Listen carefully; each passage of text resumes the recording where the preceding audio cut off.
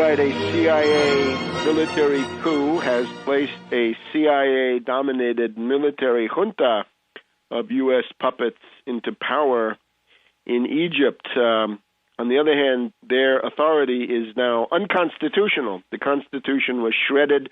It should have been a succession to one person, Suleiman of the Air Force, whatever else he was. But now instead we've got this junta, the military council, attempting to exercise power. And it's clear that there are other candidates in the field.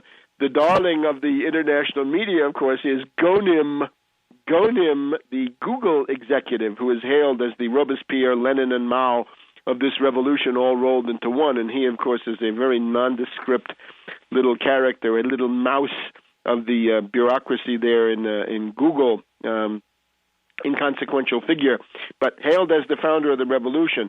You've also got El Baradei. This would be the international bureaucracy, the United Nations, the IMF, the World Bank would all want El Baradei because he would be the globalization candidate. He would continue the status of Egypt as a component of the U.S. empire under slightly different auspices, probably do a lot of economic damage. And then you've got this Abu Musa, I think his name is, who is the former Egyptian diplomat, also somebody who had been the head of the Arab League. The word is that he might be the candidate of the Ikhwan, the Muslim Brotherhood. So you've got the military council, and now the opposition, the young chaotic forces of April 6th and so forth, probably now idolizing Ghonim, the globalizers, the international bureaucracy, the supranational government forces going for El Baradei, and quite possibly the Muslim Brotherhood looking at this Musa as their candidate. This won't be stable.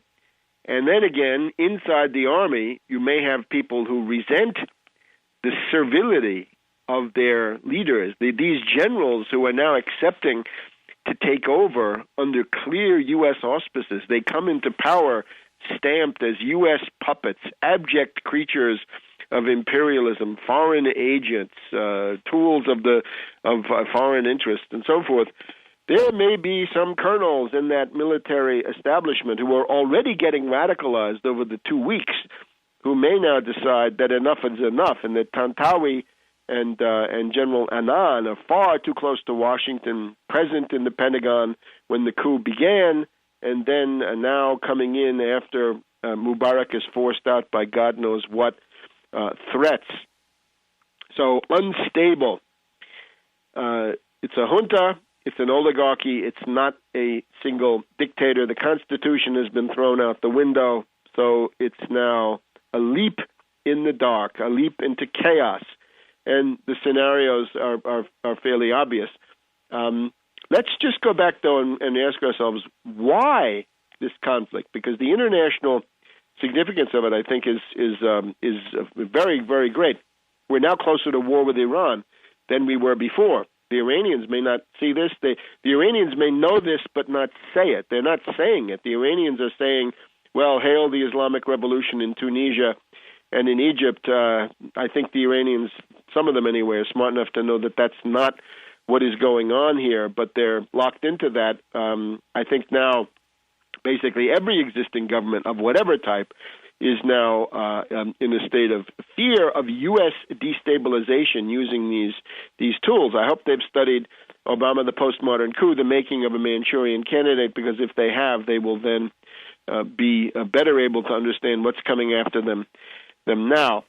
Why, however, did Mubarak have to be ousted, and why now? Remember that in the wake of the Iraq debacle becoming clear in 2004-2005, the U.S. began pushing, and you heard this from Hillary Clinton, and then you heard it from Obama, the idea of extending the U.S. nuclear umbrella to various countries in the Middle East, the U.S.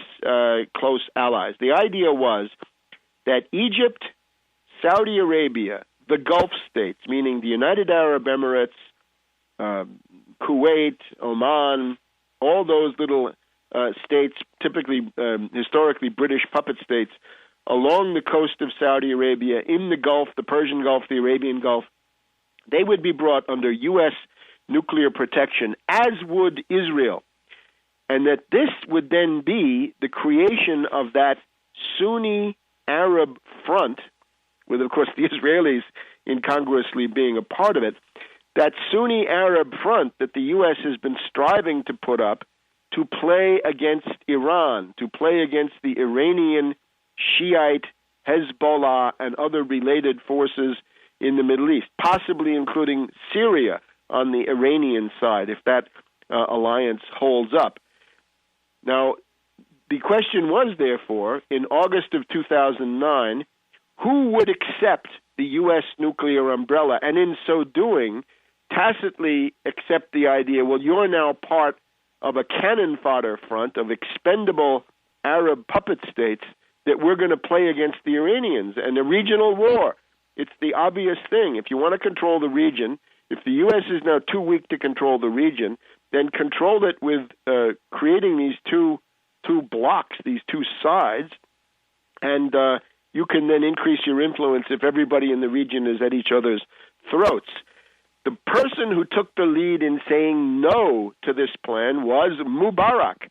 Mubarak, in August 2008, is an Egyptian newspaper that was then quoted by various Israeli sources, that Mubarak had said, no, I reject your nuclear umbrella, because this would involve a complete normalization with the Israelis, which Mubarak didn't want to do in that form. He said, and I imagine now he's saying, behind the scenes, I have Egyptian issues with the Israelis. I've got to iron those out. Don't tell me to get into your one-size-fits-all nuclear umbrella anti-Iranian alliance. What do I have to gain from this? He had nothing to gain. Remember, Mubarak's principle was Mubarak was interested in Mubarak. He was not interested in any change in the status quo that did not benefit Egypt and or Mubarak. And certainly the U.S. nuclear umbrella of 2009 was one of those. So he said, this is a bribe to the Israelis. I'm not going to go for it. And then to make matters worse for the U.S., along comes Saudi Arabia saying, yeah, well, if Mubarak can say no, then we can say no too. So both of the main countries that would be absolutely indispensable for a Sunni Arab front, Egypt and Saudi Arabia, both say, no, we're not interested in hoking up a front, an alliance against the Iranians under U.S. nuclear protection auspices. So that's a really important area. Now, if you take this a little bit further, now that we have the military junta controlled by the CIA, will that military junta with Tantawi and Annan, will they accept the U.S. nuclear umbrella?